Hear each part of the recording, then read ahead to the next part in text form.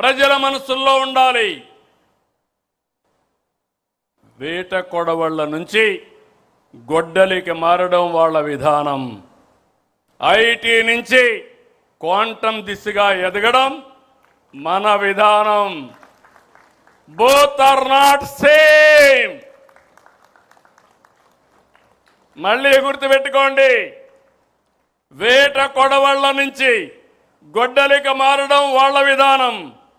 IT నుంచి quantum దిశగా ఎదగడం మన విధానం. Both are not same. దేశంలో ఏ పార్టీకి లేని బలమైన కేడర్ మనకుంది. క్రమశిక్షణ, కమిట్మెంట్, కష్టపడి పనిచేసే మనస్తత్వం ఉన్న కార్యకర్తలు మన పార్టీ సొంతం. అదే మన బలం, అదే మన బలగం.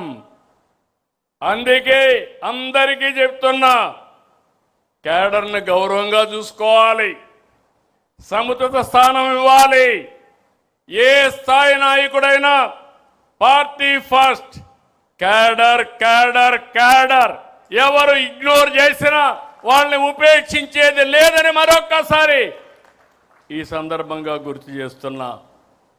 175 మంది ఎమ్మెల్యేలే కాదు నాయకులు, 25 మంది ఎంపీలే కాదు నాయకులు, బూత్ స్థాయిలో ఉండే ప్రతి ఒక్క కార్యకర్త నాయకుడే. మనం తయారు చేయవలసింది అనుచరులు కాదు, నాయకుల్ని తయారు చేయాలి. రాష్ట్రానికి విజన్ ఉన్నట్టే పార్టీకి ఒక విజన్ తయారు చేసుకుంటున్నాం. నాకు 2 బాధ్యతలు ఉన్నాయి, ఈ పార్టీకి 2 బాధ్యతలు ఉన్నాయి. విజన్ 2047 స్వర్ణాంధ్ర. అదే సమయంలో పార్టీకి 2047కి ఒక విజన్ తయారు చేసుకుంటాం.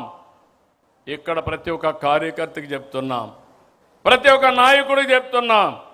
ఈరోజు మనందరం కూడా ఎక్కడికక్కడ సమర్థవంతమైన నాయకత్వాన్ని తయారు చేసుకోవడానికి నిరంతరం తెలుగుదేశం పార్టీ ఎప్పుడు కూడా నాయకుల్ని తయారు చేసే విశ్వవిద్యాలయం ఇది.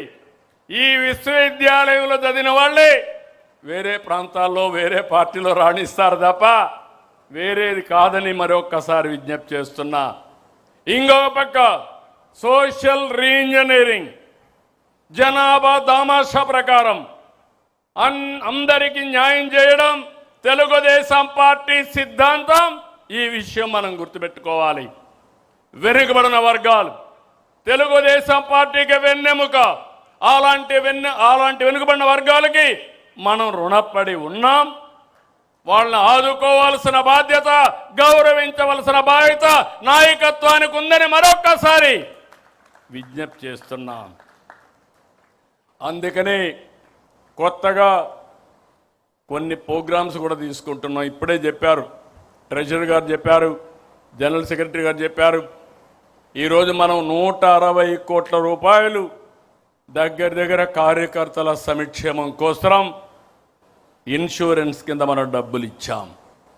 ఈరోజు అందుకనే మళ్ళీ ఒక విభాగాన్నే పెట్టాం, ఎడ్యుకేషన్, ఎంప్లాయ్మెంట్.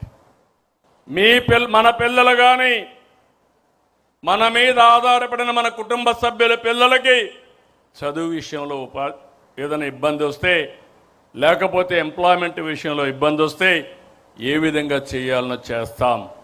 రాష్ట్రానికి సంజీవని ఇచ్చాం. ఇక్కడ మనం ఒక యాప్లోనే పెట్టాం, మై హెల్త్ యాప్లో పెట్టాం. ఇందులో ప్రతి ఒక్క కార్యకర్త ఆరోగ్యం కాపాడే బాధ్యత, భవిష్యత్తులో మీకు ఏదైనా కష్టాలు వస్తే మిమ్మల్ని ఆదుకునే బాధ్యత పార్టీ తీసుకుంటాం, మానిటర్ చేస్తామని మరొకసారి విజ్ఞప్తి చేస్తున్నాను. మూడోది ఎథికల్ ఎకనామిక్ ఎంపవర్మెంట్. న్యాయంగా డబ్బులు సంపాదించుకోవడంలో తప్పలేదు. నేను ఎన్నోసార్లు చెప్పాను, పార్టీ అధినేతగా నా బాధ్యత నా కుటుంబ సభ్యులకు కూడా, నాకు ప్రాణ సమానమైన తెలుగుదేశం పార్టీ కుటుంబ సభ్యుల ఎంపవర్మెంట్ కోసం నిరంతరం పనిచేస్తానని మరొక్కసారి మీ అందరికీ హామీ ఇస్తున్నా. ఇవి చేస్తూనే మళ్ళీ మిమ్మల్ని కోరుతున్నా, స్థానిక ఎన్నికలకు సిద్ధంగండి. ఎప్పుడు ఏ ఎన్నికలు వచ్చినా గెలిపే ప్రధానం. ఎవ్వరు కూడా ఇగ్నోర్ చేయొద్దండి. నాయకులకు గౌరవిస్తాం. మీ పరిధిలో మీరు గెలవకపోతే మాత్రం మీకు దండం పెడతారని మళ్ళీ ఒకసారి విజ్ఞప్తి చేస్తున్నా. గెలిపి ద్వేయంగా నాయకత్వం పనిచేయాలి. ఎక్కడికక్కడ ప్రజలతో అనుసంధానం కావాలి. ప్రజా సమస్యల్ని పరిష్కారం చేయాలి. సమస్యల్ని పరిష్కారం చేయడమే కాకుండా చేసిన పని మన ద్వారా చేశామని పదే పదే ప్రజలకు గుర్తు చేసి వాళ్ళని మన పార్టీ వైపు ఆకర్షించుకునే బాధ్యత కూడా మీదే. ఓటు నమోదు కార్యక్రమం పైన కూడా శ్రద్ధ పెట్టండి. సర్ వస్తూ ఉంది. దీనిపైన బిఎల్ఓలతో కోఆర్డినేట్ చేసుకోవాలి. స్పెషల్ ఇన్సెంటివ్ రివిజన్లో అందరూ భాగస్వాములు కావాల్సిన అవసరం ఉంది. ఇక్కడ మీకు ఒక విషయం చెప్తున్నాను. వేరే పార్టీ వాళ్ళు తప్పులు చేసి ప్రజలు వాళ్ళు అంతేలే అనుకుంటారు. కానీ మన టీడీపీ వాళ్ళు సిగ్నల్ జంప్ చేసినా అది ఒక పెద్ద నేరంగా పరిగణిస్తారు. ఈ విషయం మీరు గుర్తుపెట్టుకోవాల్సిన అవసరం ఉంది. అది మన పార్టీ విశ్వసనీయత, అది మన క్రెడిబిలిటీ. ఇంకో పక్క మొన్న ఎన్నికల్లో అఖండ మెజార్టీతో గెలిచాం. ఇది మీరందరూ గుర్తుపెట్టుకోవాల్సిన అవసరం ఉంది. కూటమి ధర్మాన్ని పాటిద్దాం. మిత్రపక్షాలతో ఐక్యంగా సఖ్యతతో ఉందాం.